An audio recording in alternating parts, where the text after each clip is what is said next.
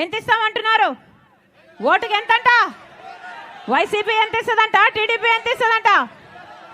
5,000, 5,000, 3,000, ఇద్దరు 5,000. Very good.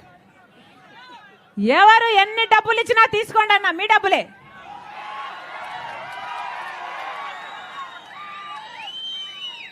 మీ డబ్బులే మీ చేతుల్లో పెడుతున్నారు, మంచిదే.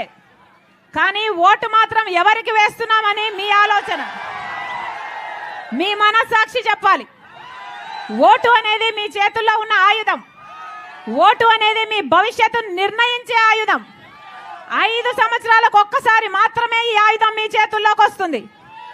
ఓటు అన్నది వృధా చేసుకుంటే మీ భవిష్యత్తే కాదు, మీ బిడ్డల భవిష్యత్తును కూడా మీరు నాశనం చేసిన వాళ్ళు అవుతారు. ఒకసారి 5 సంవత్సరాలు చంద్రబాబు గారికి అవకాశం ఇచ్చారు, 5 సార్లు జగన్మోహన్ రెడ్డి గారికి అవకాశం ఇచ్చారు. ఏ ఒక్కరైనా ప్రత్యేక హోదా తెచ్చారా? పోలవరం ప్రాజెక్టు, హంద్రీనివా లాంటి ప్రాజెక్టును ఎవరైనా కట్టారా? రాజధాని తీసుకొచ్చారా? ఒక్క మేలు కూడా చేయకపోతే ఇలాంటి వాళ్లకు ఎందుకు ఓట్లేయాలి అని అడుగుతున్నాం.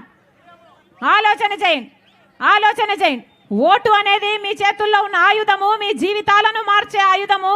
5 సంవత్సరాలకు ఒక్కసారి మాత్రమే ఈ ఆయుధం మీ చేతుల్లోకి వస్తుంది. మళ్ళీ చెప్తున్నాం, బిడ్డలకు ఉద్యోగాలు కావాలన్నా, మనకు ఒక రాజధాని కావాలన్నా, మనకు ప్రత్యేక హోదా కావాలన్నా, ఇవన్నీ ఒక కాంగ్రెస్ పార్టీ వల్ల మాత్రమే చేతనైతే.